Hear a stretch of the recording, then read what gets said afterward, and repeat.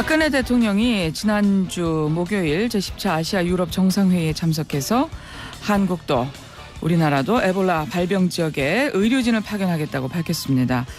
에볼라가 전 세계로 퍼지는 것을 막기 위한 국제사회 노력에 동참하겠다는 건데요. 취지는 좋지만 의료계에서는 우려도 나오고 있습니다. 이번 결정과 관련해서 전문가와 얘기 나눠보죠. 대한의사협회 신종감염병 대응 TF팀 위원이신 한림의대 감염내과의 이재갑 교수 전화 연결돼 있습니다.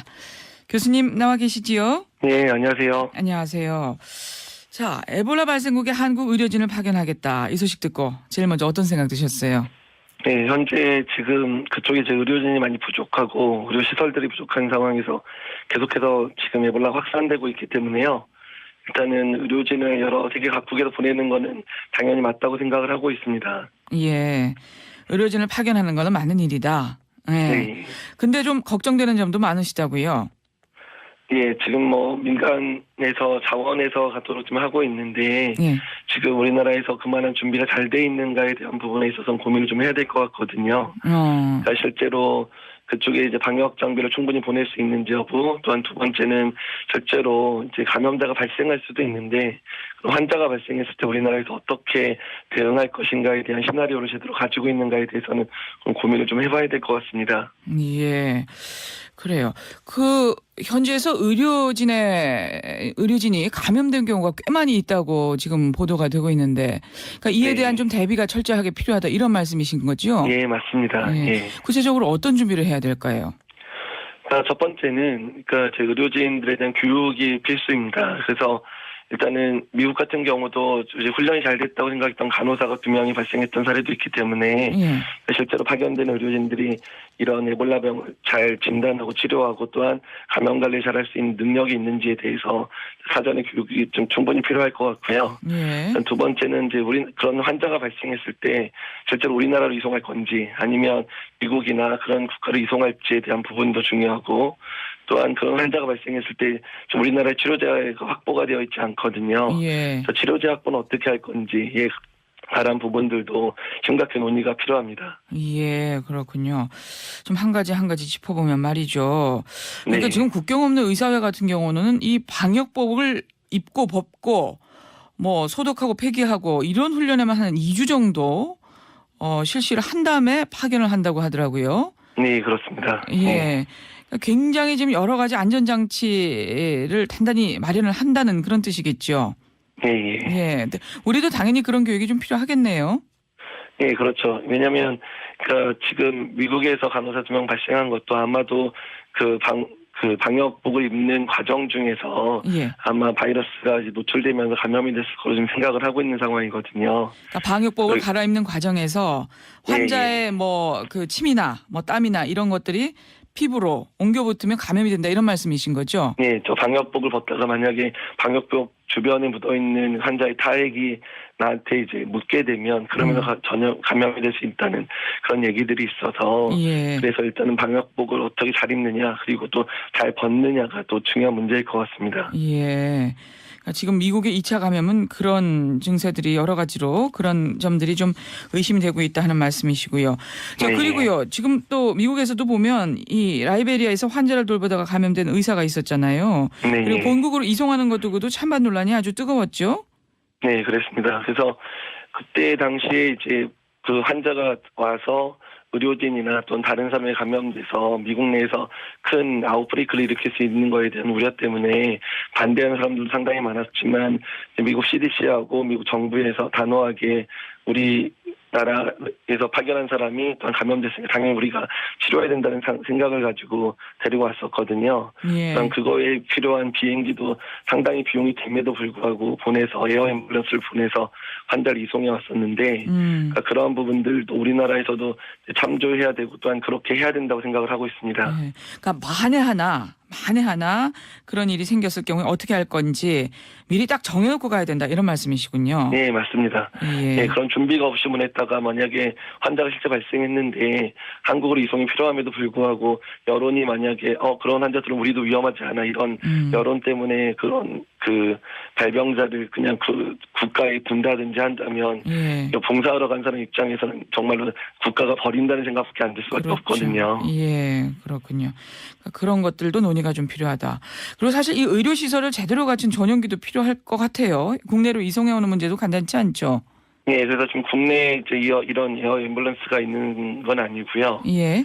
그래서 만약 하게 되면 이런 국제적으로 이런 업무를 하는 그런 회사들이 있거든요. 예. 그런 회사들하고의 이제 어떤 협력이라든지 계약이라든지 이런 과정도 또 반드시 필요한 상황입니다. 아, 또 그런 회사들도 있군요. 예. 네.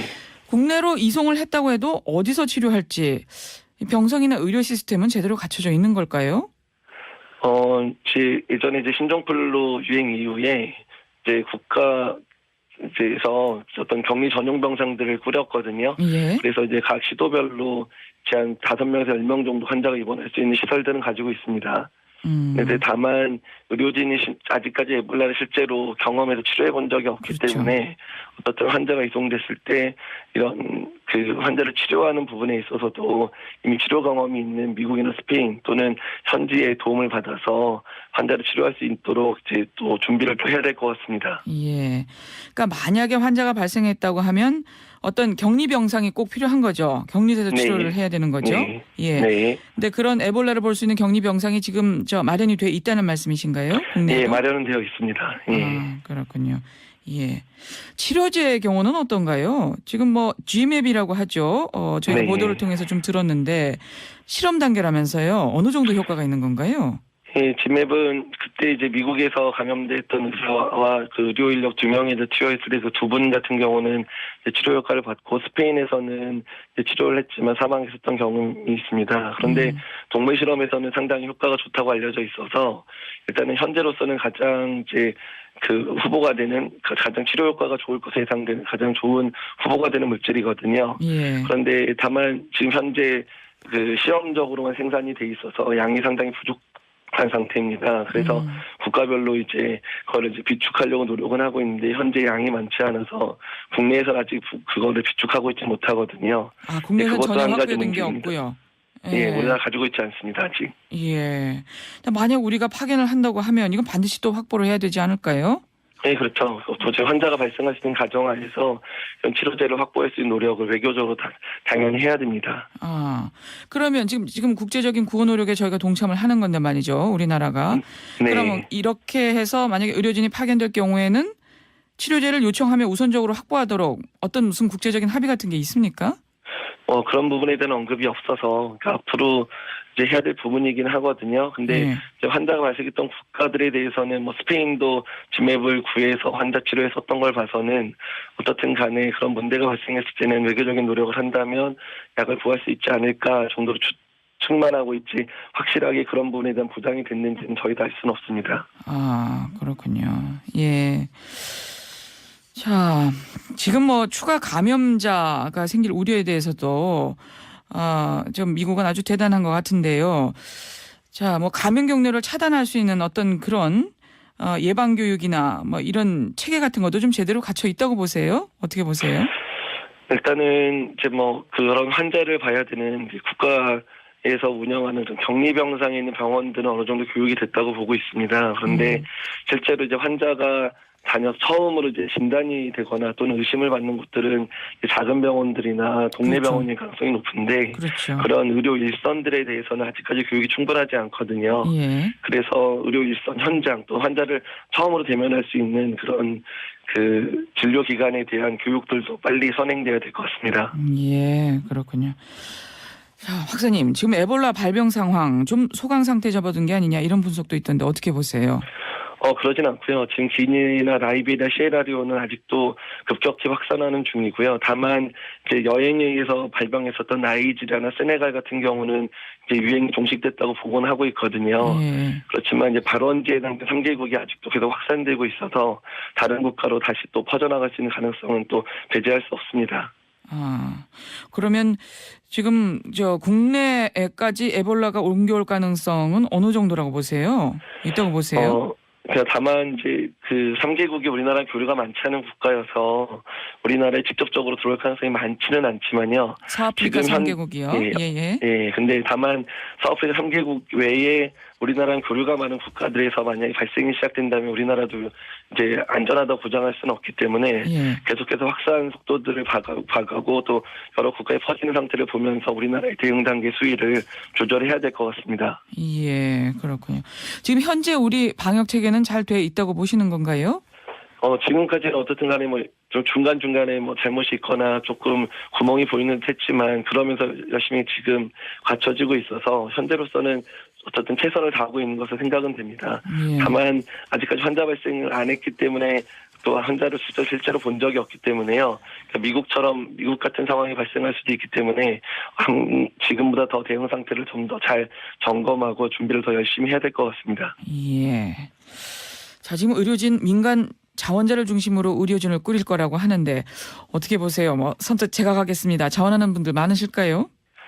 많지는 않겠지만요. 예. 어떻든 간에 가겠다고 하실 분들은 나올 거는 같습니다. 어쨌든 자기 생명보다 더 환자를 구한다는 생각으로 그런 자원자들만 나올 건데 그런 자원자들이 나왔을 때 그런 의료진들이 충분히 격려하고 또 충분히 우리나라에서 안전을 보장할 수 있고 또한 믿어줄 수 있는 그런 것들이 정부나 국민들에게 있어서 필요할 것 같습니다. 예, 알겠습니다. 박사님 오늘 말씀 잘 들었습니다. 고맙습니다. 네, 감사합니다. 한림의대 감염내과의 이재갑 교수와 말씀 나눴습니다.